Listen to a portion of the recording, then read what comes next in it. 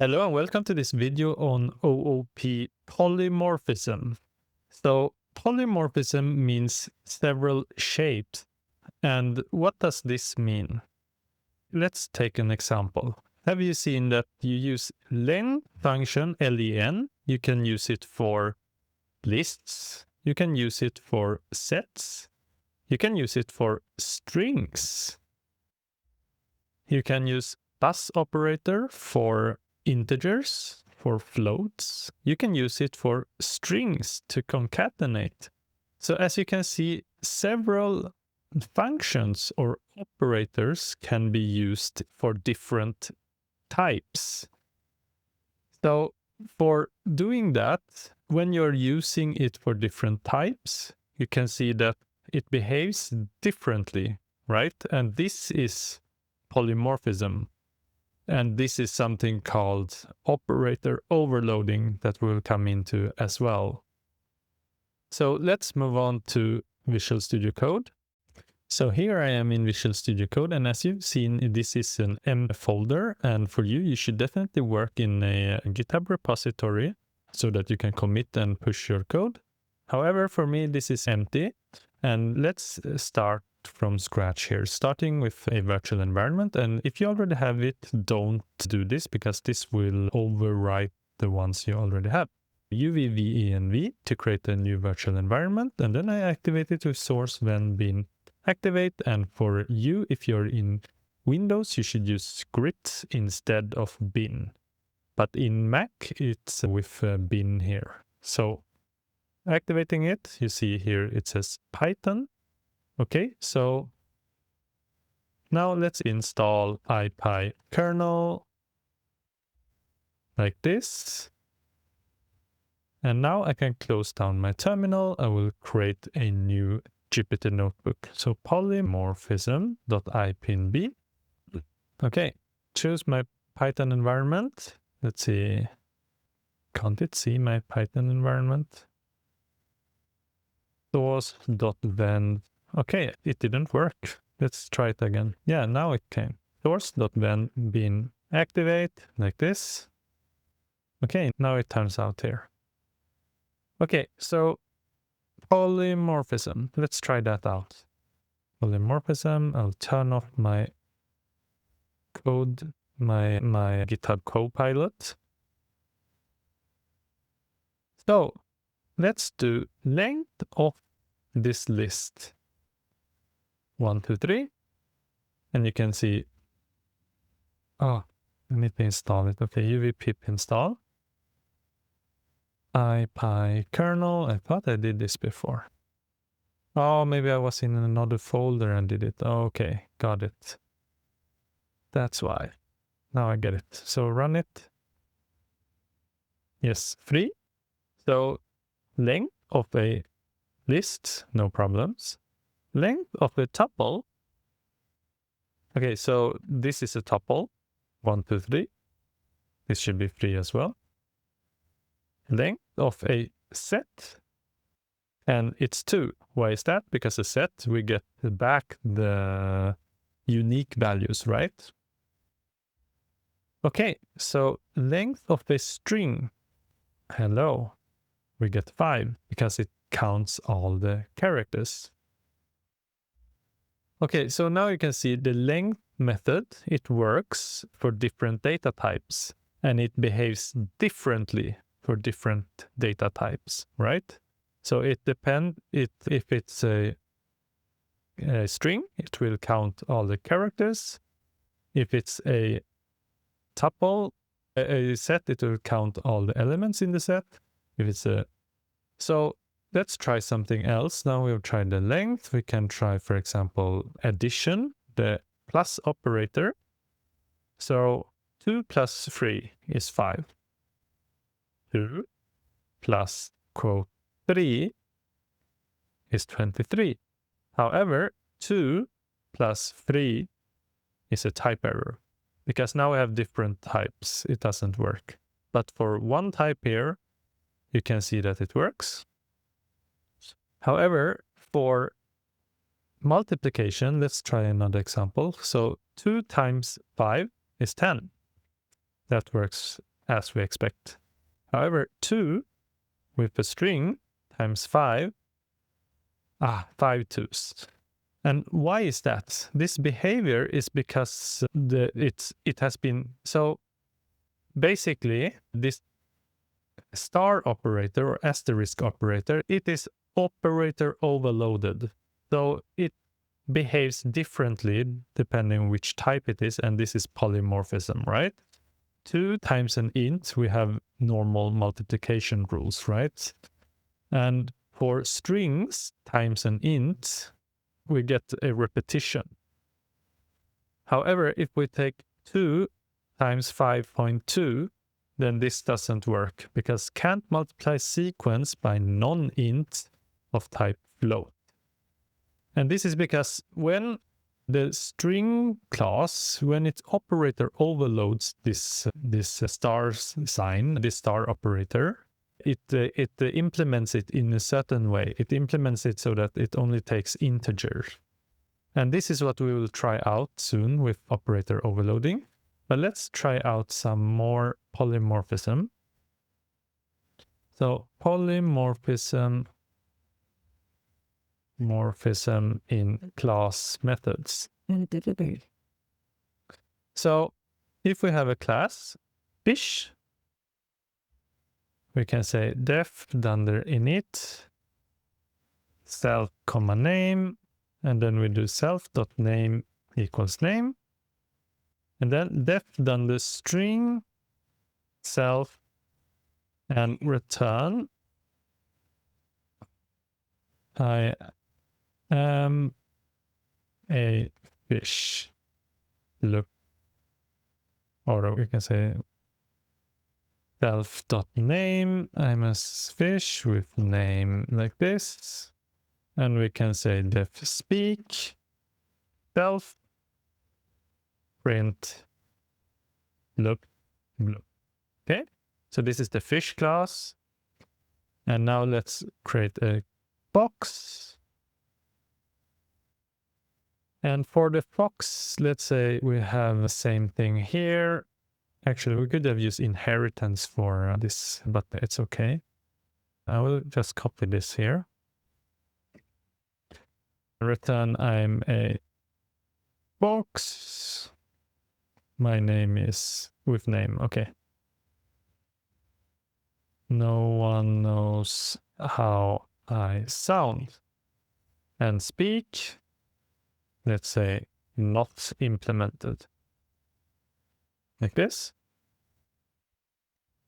So let's create a few animals now. Animals equals a tuple of fish, eller, box, ylvis.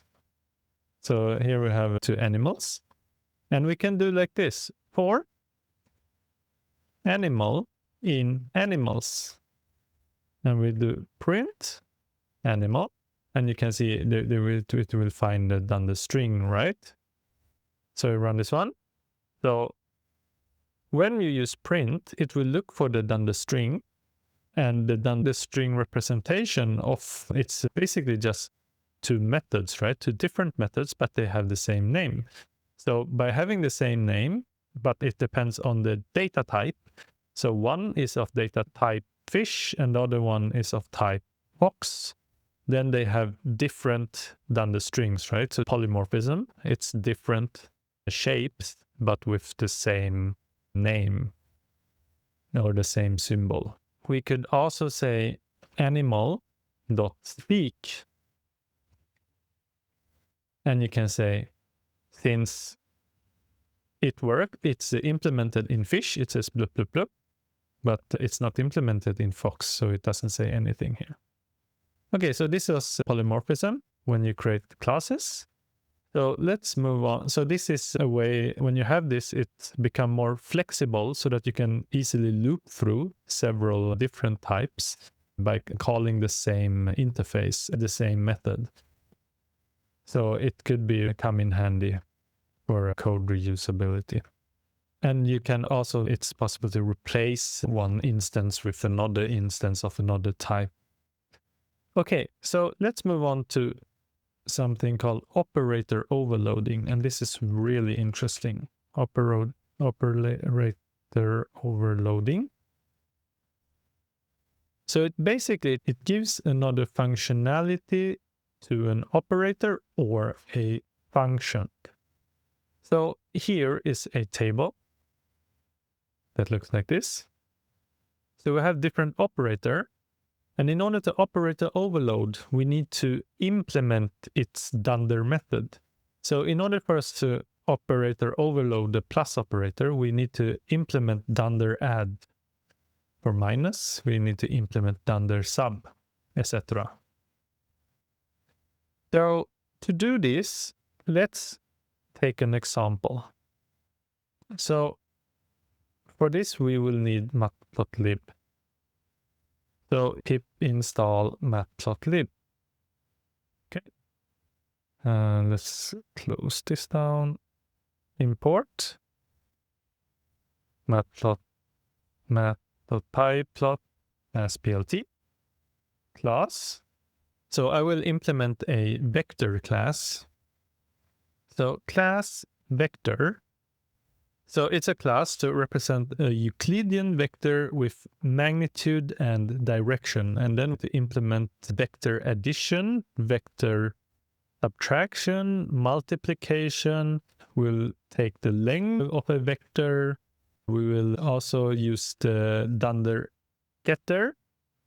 You can see here dunder. I haven't written it here, but it's for the bracket operator. It's dunder get, so that you can get an element. And we will use also multiplication for dunder mul, and then we will use the reversed version dunder rmul. And we will also do some different properties to have an interface. So this will be a somewhat larger class, but we won't implement all the methods, so that you can still have some fun to implement some of the methods that I haven't covered. So let's start with an init. So what do I want here? I want to have star numbers. And this is a float. And the init, it returns none. So then we know that when we use star args, as we learned in the function lecture, star args, they come in as a tuple, right? And if they come in as a tuple, we can easily just loop through it. So we can use for number in numbers, and we can check it. So if not is instance number, comma, float or int, then we raise a type error. And we say number is not a valid number in a vector. So then we can also check like this. If length of numbers is smaller equals to 0, or actually we can do if not length of numbers, because as we know, 0 is falsy, all other numbers are truthy. So if not length of numbers, so it means that it will be 0, then raise a value error and say that vectors can't be empty. And when we have done this validation, and now we have done the validation in the dunder init, but you could do the validation inside of properties. So it's a little bit different, or it doesn't matter which one you choose here. So we do this self._numbers equals to tuple. So we create a tuple of this, and we do float of number for number in numbers. Okay, so what do? I click. You know that numbers is a tuple. So what you do is that you do a kind of, it looks like a tuple comprehension, we haven't learned that because it doesn't exist. Instead, it creates a generator, and you need to use the tuple in order to return it as a tuple. So this one actually creates a generator, and then when you call tuple on it, it becomes a tuple. If you call list on it, it becomes a list. However, we could have done list comprehension and then done tuple of it. So now you have a vector. So let's try it out. So v1 equals to vector of 1, 2, 3. And if I write out v1, you can see this is just the standard wrapper, standard under wrapper. So if I do v1 dot numbers, you can see what happens. And we get all the numbers. However, as this is underscore, we should not do this. This is a private by convention. So what we should do, I will copy this because I want it to stay here. Don't do this.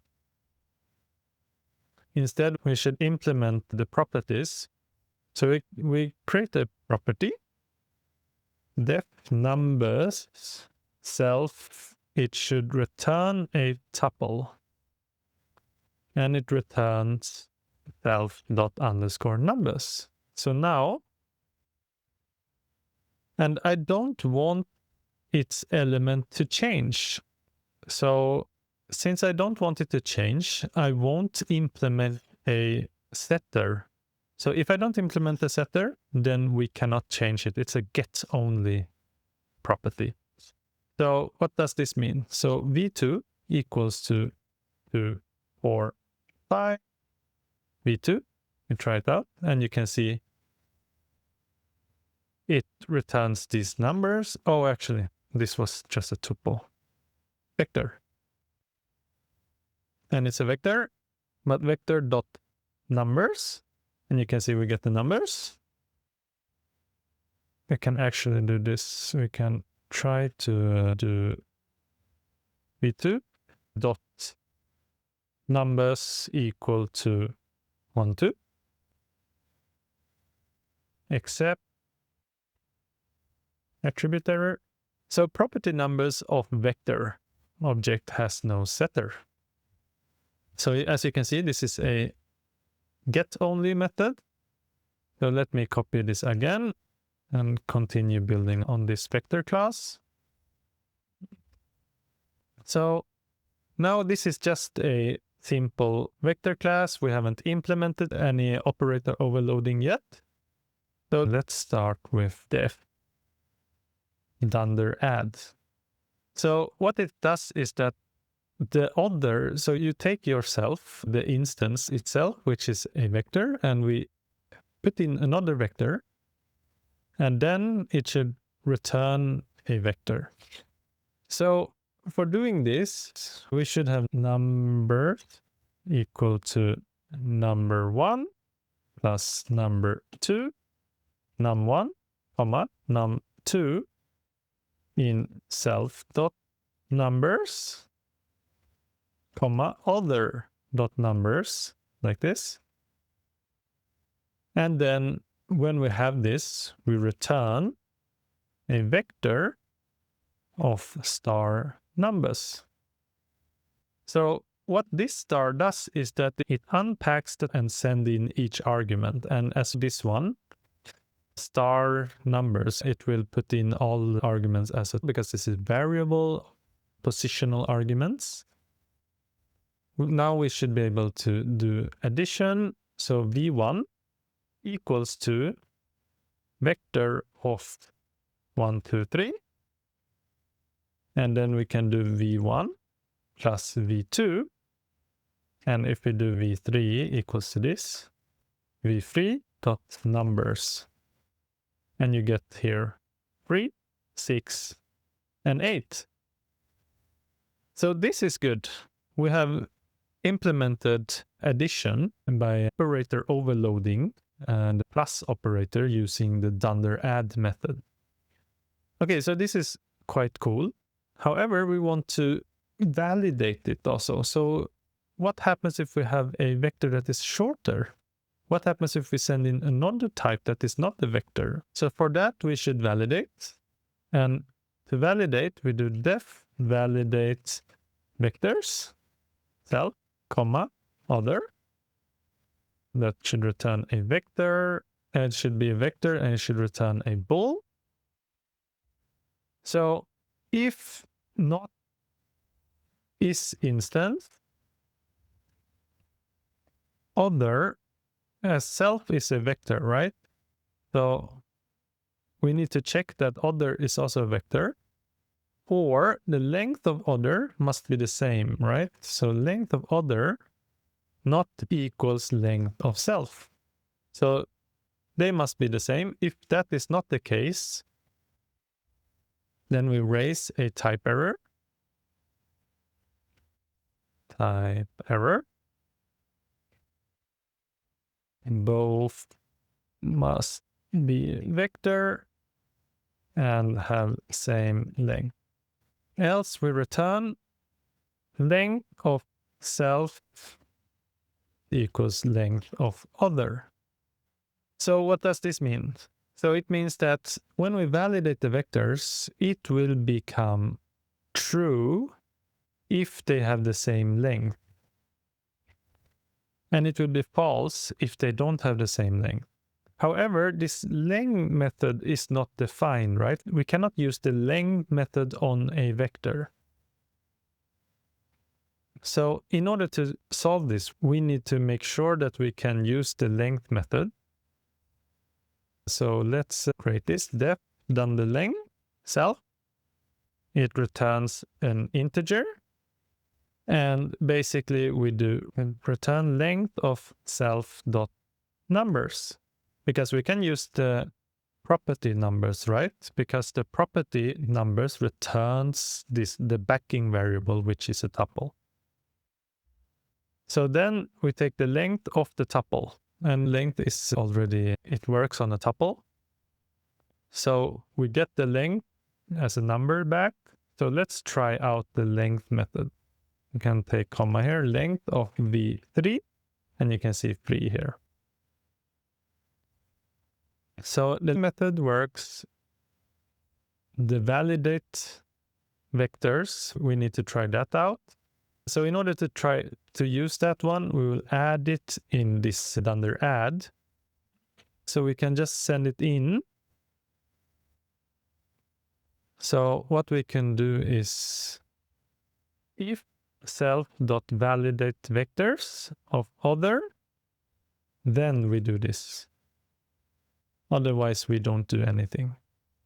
So if we take, for example, right now, if I run this one, you can see that it works. The addition works. However, if I create v4 equals to vector of 1 like this, and then I take v3 plus v4, you can see a type error. Both must be vector and have same length. Okay, why does this happen? So, well, we have 4 here, and we have 3 on the other one. So what happens is that the length is not matching. And if the length is not matching here, then we raise this type error. Just as simple as that.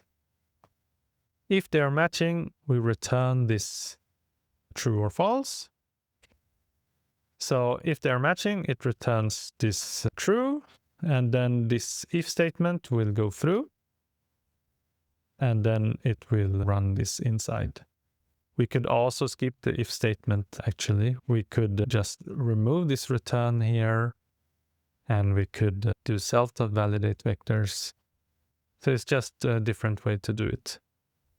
Okay, so now I have dunder add. We can put in dunder sub, similar to this. So copy it, shift alt down button.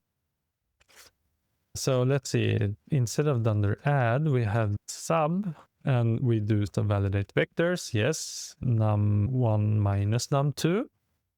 And then we could do, for example, here, let's run this one, and we do v3 minus v2, and you can see v3, v1 minus 2 is minus 1, 2 minus 2 is minus 2, 3 minus 5 is minus 2. Okay, and then we get this one, and also we should add a dunder wrapper, of course, so that I don't need to type it out every time. So the wrapper basically just return an f string of a vector, and then we have self.numbers like this.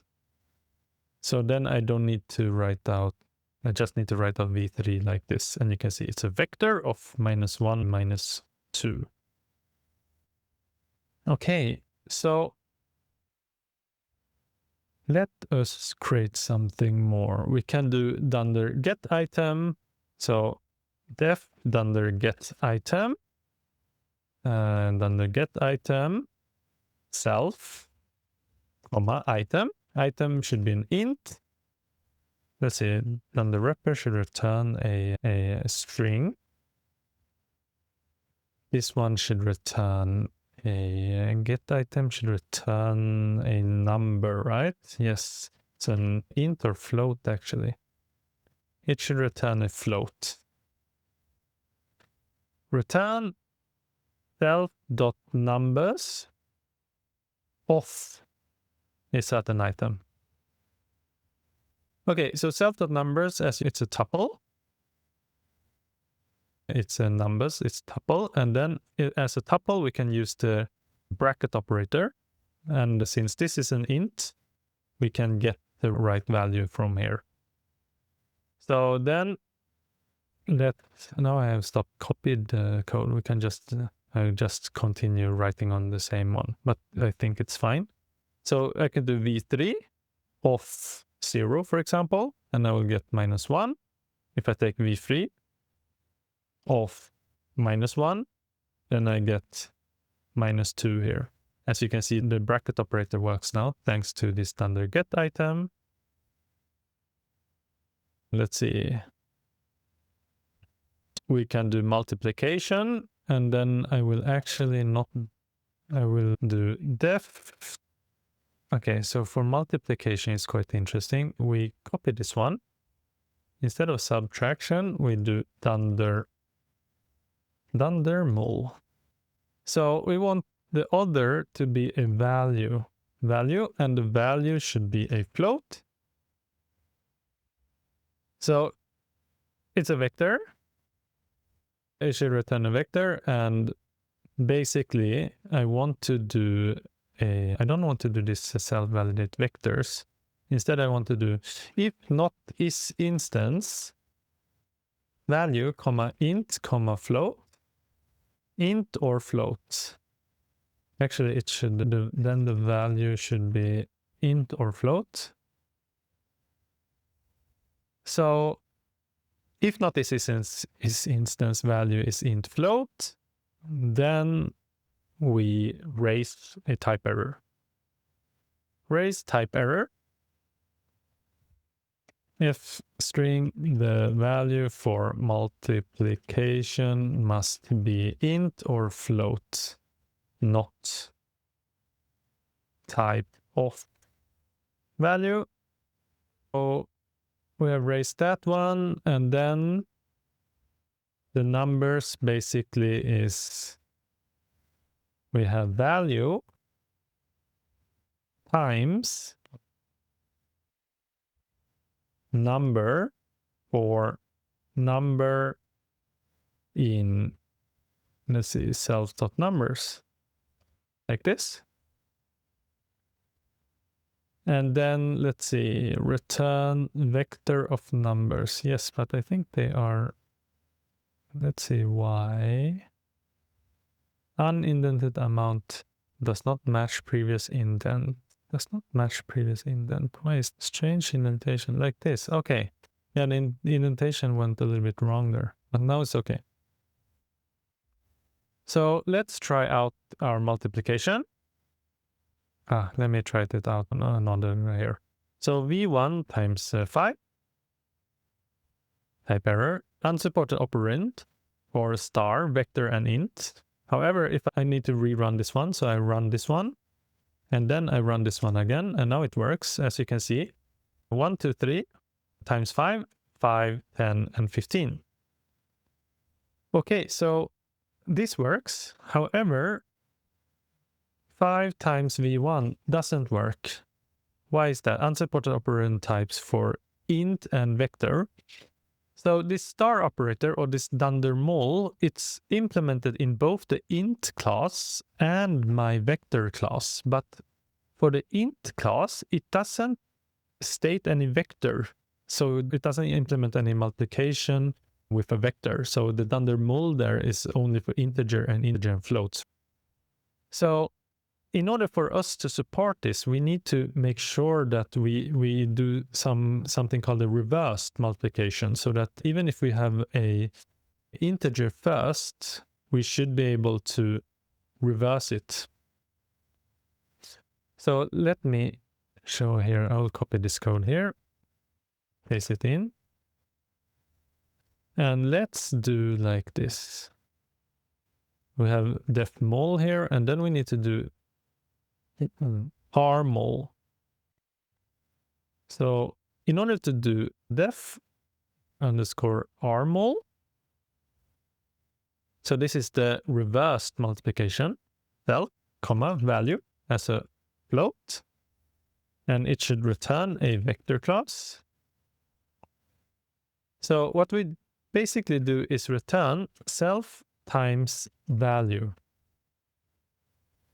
That is it.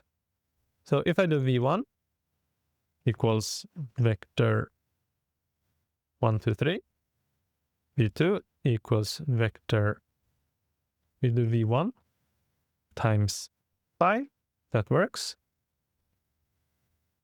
5 times v1, that also works. You see it becomes the same. And what it does is that under the hood, so when you do reversed, it will call this dunder mul. So it will call this dunder r-mul, and this dunder r-mul will call the dunder mul. Let's look at that. So print underscore r-mul called, and then let's copy this one and place it here. Print underscore mul call. So if I run this one, you can see, let me just run for one. So if I run v1 times 5, you can see mul called, dunder mul. If I take 5 times v1, you can see that we have r-mul called first, and then r-mul is in turn calling mul, so that you can see both are called.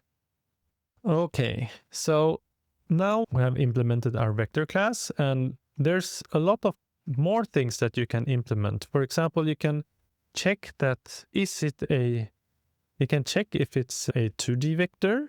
You can check, you can do a dunder string, you can do dunder abs to get the absolute value of the vector, that is the length of the vector in the Euclidean norm of it. You can do division if you want, and other things. But I will just implement a plotting to show you that that could be done also.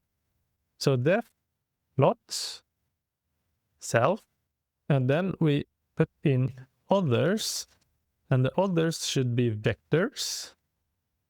It returns none, or it could return an x actually, but that is fine. So we do like this: x comma y equals to empty lists, and then for vector in tuple of others. So then let's see, we actually should, okay, so I have implemented a little bit more things in my lecture notes, but I won't show exactly that. Here I have implemented a way of checking that all the vectors are 2-dimensionals, but we don't need that here to make it a little bit simpler. So I'll just make x dot append self of 0 and then y dot append self 1. Okay, I will just mention this. Here I have validation for 2D. Because the thing is, you cannot visualize 4D vectors. You cannot 3D vectors is possible, but this is implemented in 2D, so we will just support the version. And validation for 2D, and in case it's more than 2D, you can handle it in a certain way. So for this simplified, I will pick the first value here and the second value of my own vector instance. And then what you do is origin x equals to origin y equals to tuple of 0 for in range length of x. So we put in the origins so that we have as many that is required, depending on how many we have in x and how many we have in y. And then we create our plots, plt.subplot 1. And then what we do is x.quiver. So this is a way of plotting arrows. Origin of x, origin of y, because this is the starting points, right? And then we put in x, we put in y, we do scale units equals to xy, so this is a way of scaling it, and then we have angles as xy as well. Angles equals to xy. Actually, let's see, we need to do something more. We need to append, let's say here, we should have the validation here, but we have 4 vector in tuple of others. So I've put in tuple of other vectors, and then we have some validation, and after validation we do x.append vector 0 and y.append vector of 1. So imagine that you have several vectors here, you put in several others, right? And then you're looping through this, and then you're adding to the x, each of the vectors x value, and you're adding each of the vectors y value. So this is how it works. So here we have Kiver, and then I'll just put in some more configurations, and let's run this. So we have, for example, here we have a vector v1 dot plot. We can create a few more vectors. v2 equals to vector of 3, 4. Actually, I cannot use v1 because that is not 2D. v3 equals vector of 2, 5, 2,6, that's fine. v1 equals to, let's see, say v4 equals to v2 plus v3. And then we can do, let's see, we can do v4 dot plot, and we put in v2, v3. And here you see, here's the plotting, and this is quite badly scaled. Let me see how to fix this. Okay, so I fixed it by I forgot to add this one, scale equals 1. So then it's properly scaled, and you can see that this is the addition of these 2 vectors. Okay, so this was a handful, and you can try it out. There's some problem with xlim and ylim here. Now I changed it 0, 0, 10. However, you want it to dynamically change, and then you need to implement some logic for that. But however, I think this is quite nice to show you that, yeah, you can implement this plotting to see how the vectors look like. Okay, so yes, I'm happy with this. I think it's okay. There's a lot of other things that you can implement, but I won't implement much further here. But the most important is that you have learned how to use operator overloading and polymorphism.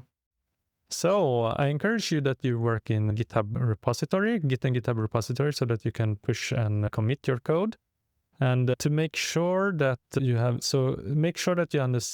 the polymorphism and how it can be used to use the operator overloadings to your own classes so that you can make use of the default operators in Python and to make use of different functions in Python. So that is very good. And in this video has become a bit long, but I hope that you've learned a lot. So see you in the next time.